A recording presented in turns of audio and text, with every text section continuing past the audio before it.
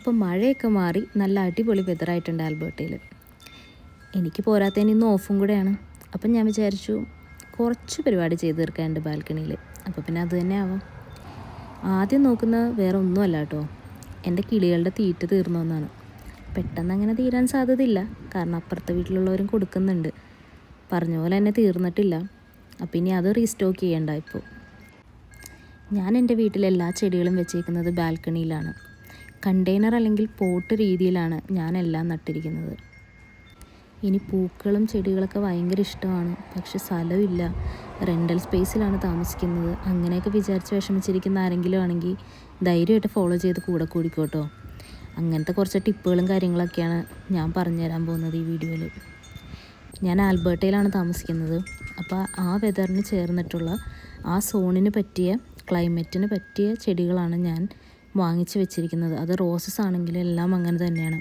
നമ്മൾ ഓരോ സോണായിട്ടാണ് തിരിച്ചേക്കുന്നത്. അപ്പോൾ ക്ലൈമറ്റിന് ടോളറേറ്റ് ചെയ്യാൻ പറ്റുന്ന ആ സോൺ റേഞ്ചിലുള്ള ചെടികളാണ് ഞാൻ മേടിച്ചേക്കുന്നത്. അപ്പോൾ ഇന്ന് ഫെർട്ടിലൈസ് ചെയ്യാമെന്നാണ് ഞാൻ വിചാരിക്കുന്നത്. ഇതുവരെ ഞാൻ ഫെർട്ടിലൈസ് ചെയ്തിട്ടില്ല. ഇപ്പോൾ സീസൺ സ്പ്രിങ് തുടങ്ങിയിട്ടല്ലേ ഉള്ളൂ. അപ്പോൾ ഞാനിന്ന് വിചാരിച്ചു എന്തായാലും മഴയൊക്കെ മാറിയതല്ലേ, ഇന്നിപ്പോൾ ധൈര്യമായിട്ട് ഫെർട്ടിലൈസ് ചെയ്യാമെന്ന് കരുതി.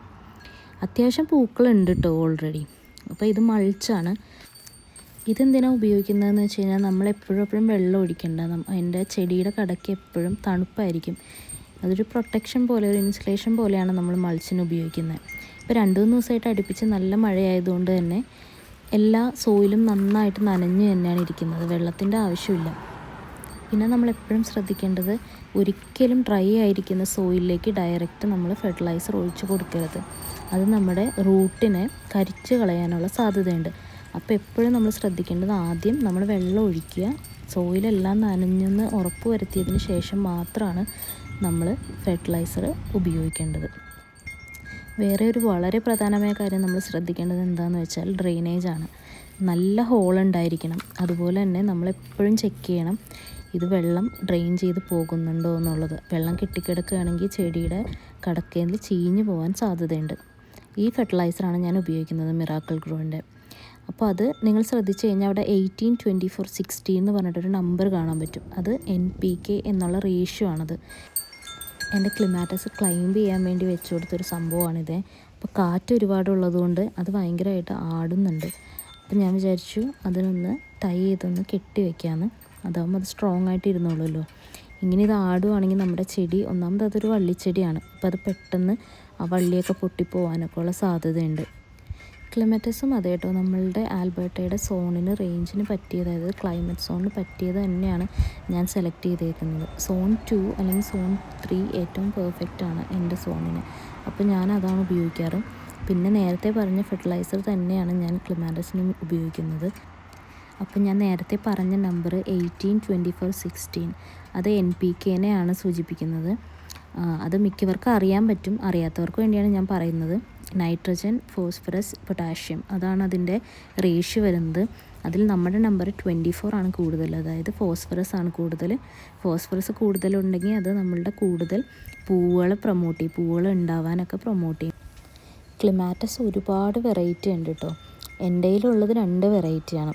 ഞാനിതും ക്ലിമാറ്റസും വിൻ്റർ കഴിയുമ്പോൾ തിരിച്ചു വരുന്ന ഒരു ചെടി തന്നെയാണ്, റോസിൻ്റെ പോലെ തന്നെ. അപ്പം ഞാനത് നോക്കി തന്നെയാണ് മേടിച്ചേക്കുന്നത്. നമ്മളുടെ വെതറിന് ചേർന്ന, അതായത് അല്ലെങ്കിൽ നമ്മുടെ വിൻ്ററിനെ അത് പ്രതിരോധിച്ച് അടുത്ത സ്പ്രിങ്ങിലേക്ക് വരാൻ പറ്റുന്ന രീതിയിലുള്ള ചെടികളാണ് ഞാൻ മേടിച്ച് ബാൽക്കണിയിൽ വെച്ചിരിക്കുന്നത്. ഇവിടെ ആൽബർട്ടയുടെ വെതർ ഒരിക്കലും നമുക്ക് പ്രെഡിക്റ്റ് ചെയ്യാൻ പറ്റില്ല.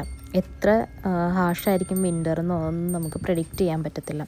അപ്പോൾ എപ്പോഴും നമ്മളുടെ ഒരു റേഞ്ച്, സോൺ റേഞ്ചിൽ, ക്ലൈമറ്റ് സോൺ റേഞ്ചിലുള്ള ചെടികളാണ് നമ്മൾ മേടിച്ച് വെക്കുന്നതെങ്കിൽ വിൻ്റർ അത് തരണം ചെയ്ത് അടുത്ത സ്പ്രിങ് ആകുമ്പോഴേക്കും, അതായത് ഒരു ഏപ്രിൽ മെയ് ഒക്കെ ആകുമ്പോഴേക്കും അതെല്ലാം രണ്ടാമത് തിരിച്ചു വരും. എൻ്റെ ക്ലിമാറ്റസ് ആണെങ്കിൽ ആകെ കെട്ടിപിണിഞ്ഞ് പൂക്കളൊക്കെ ആകെ ചുറ്റിയും പിന്നെ വള്ളിയൊക്കെ തമ്മിൽ കൂട്ടിക്കെട്ടിയൊക്കെ കിടക്കുമായിരുന്നു. എനിക്കത് ഇതുവരെ നേരേക്ക് വെക്കാനുള്ള ഒരു ടൈം കിട്ടിയിട്ടുണ്ടായിരുന്നില്ല. അപ്പോൾ ഇന്ന് ഞാനിപ്പോൾ ഓരോ വള്ളികളും അതിൽ നിന്ന് മാറ്റി പൂക്കളൊക്കെ കെട്ടിപിടിച്ചൊക്കെ കിടക്കണതൊക്കെ മാറ്റി വന്ന് കറക്റ്റ് ഞാൻ എന്താണ് ആ ക്ലൈമ്പിങ്ങിൻ്റെ ഒരു സ്റ്റാൻഡ് കൊടുത്തിട്ടുണ്ട്, അതിലേക്ക് മര്യാദയ്ക്ക് പ്രോപ്പറായിട്ട് കെട്ടിക്കൊടുത്ത് ഇപ്പോൾ കറക്റ്റായി. പൂക്കളൊക്കെ 3 സ്ഥലത്തേക്കായി. പിന്നെ അതുപോലെ വെറുതെ കിടന്ന വള്ളികളൊക്കെ ഞാൻ ഉപയോഗിച്ചാണ് ഞാൻ ചെയ്തത്. ഇത് ഡോളർ സ്റ്റോറിൽ നിന്ന് ഞാൻ മേടിച്ചതാണ്. അതിൻ്റെ കൂടെ തന്നെ ഒരു കട്ടറും ഉണ്ട്, അപ്പോൾ നമുക്കത് കട്ട് ചെയ്യാൻ പറ്റും. പിന്നെ ഇതെൻ്റെ ക്ലൈമ്പിംഗ് റോസാണ്. അപ്പോൾ ഞാൻ നോക്കുമ്പോൾ അപ്പുറത്ത് കിളികൾ നിന്ന് ഭക്ഷണം കഴിക്കുന്നുണ്ടായിരുന്നു. സെയിം ഫെർട്ടിലൈസർ തന്നെയാണ് കേട്ടോ ഞാൻ എൻ്റെ എല്ലാ ചെടികൾക്കും ബാൽക്കണിയിലുള്ളതിന് ഉപയോഗിച്ചത്. ക്ലിമാറ്റിസിനും റോസിൻ്റെ അതേ ഫെർട്ടിലൈസർ ഉപയോഗിക്കുന്നതുകൊണ്ട് കുഴപ്പമില്ല എന്നാണ് ഞാൻ മനസ്സിലാക്കിയത്. പിന്നെ ഞാൻ ഇതിൻ്റെ ഇടയിൽ മുകളിലുള്ള ഒരാളെ മറന്നുപോയി. എൻ്റെ ജെറേനിയം മുകളിലുണ്ടായിരുന്നു, അപ്പോൾ ഞാൻ അതിനും കൂടെ വെള്ളം ഒഴിച്ചു. പിന്നെ നമുക്കിതുപോലെ ഹാങ്ങിങ് ബാസ്ക്കറ്റൊക്കെ ഒരുപാടുണ്ടെങ്കിൽ അതുകൊണ്ടുള്ളൊരു ഗുണം എന്ന് വെച്ച് കഴിഞ്ഞാൽ ഇപ്പോൾ നമ്മൾ അതിന് ഫെർട്ടിലൈസ് ചെയ്യുകയോ അല്ലെങ്കിൽ അതിനെ നമ്മൾ വെള്ളമൊഴിച്ചൊക്കെ കൊടുക്കുകയാണെങ്കിൽ നേരെ താഴെയുള്ള പോട്ടിലേക്കും അതിൽ നിന്ന് നേരെ വെള്ളം അതിനകത്തേക്ക് വീണോളും. അപ്പോൾ വേസ്റ്റായിട്ട് വെള്ളം പോകുന്നില്ല. അപ്പോൾ അടുത്ത പരിപാടി എന്താണെന്ന് വെച്ച് കഴിഞ്ഞാൽ ഡെഡ് ഹെഡിങ് ആണ്. അതെന്താണ് ഉദ്ദേശിക്കുന്നതെന്ന് വെച്ച് കഴിഞ്ഞാൽ നമ്മളുടെ ഈ കൊഴിയാറായ പൂവൊക്കെ കട്ട് ചെയ്ത് കൊടുക്കലാണ്. അതെന്തിനാണ് ചെയ്യുന്നതെന്ന് വെച്ച് കഴിഞ്ഞിട്ടുണ്ടെങ്കിൽ അത് വിത്തിലേക്ക് കൂടുതൽ എനർജി ചെടി പ്രൊഡ്യൂസ് ചെയ്യാതിരിക്കാൻ വേണ്ടിയിട്ടാണ് നമ്മളത് കട്ട് ചെയ്ത് കളയുന്നത്. അപ്പോൾ കൂടുതൽ പൂക്കൾ ഉണ്ടാവാൻ വേണ്ടി അത് സഹായിക്കും. അപ്പോൾ എപ്പോഴും കൊഴിയാറായി നിൽക്കുന്ന പൂക്കളൊക്കെ ഉണ്ടെങ്കിൽ നമ്മളത് കട്ട് ചെയ്ത് കൊടുക്കണം. പിന്നെ ഞാനിപ്പോൾ ചെക്ക് ചെയ്യുന്നത് എന്താണെന്ന് വെച്ച് കഴിഞ്ഞാൽ ഇവിടെ റോസിൽ ഏഫിഡ്സ് വരും. ഏഫിഡ്സ് എന്ന് പറഞ്ഞു കഴിഞ്ഞിട്ടുണ്ടെങ്കിൽ ഒരു ജീവിയാണ്.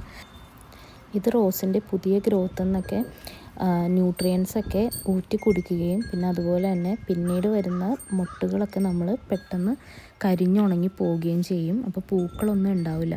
അപ്പോൾ ഇതിനെ കണ്ടു കഴിഞ്ഞാൽ ഉടനെ തന്നെ നമ്മൾ കൊന്നു കളയുക, അല്ലെങ്കിൽ പിന്നെ നമ്മൾ നാട്ടിലൊക്കെ ചെയ്യുന്ന പോലെ തന്നെ സോപ്പ് ലിക്വിഡൊക്കെ വെള്ളത്തിൽ ഡൈല്യൂട്ട് ചെയ്ത് സ്പ്രേ ചെയ്തൊക്കെ കൊടുക്കണം. അങ്ങനെയൊക്കെ പിന്നെ നമ്മളതിനെ പ്രൊട്ടക്റ്റ് ചെയ്യേണ്ടി വരും. പിന്നെ ഡെഡ് ഹെഡ് ചെയ്യാൻ എനിക്ക് റോസൊന്നും കിട്ടിയില്ല, അപ്പം ഞാൻ തൽക്കാലം ജെറേനിയമാണ് ചെയ്തത്. അപ്പോൾ അത്രയേ ഉള്ളൂ. നെക്സ്റ്റ് വീഡിയോ കാണാം.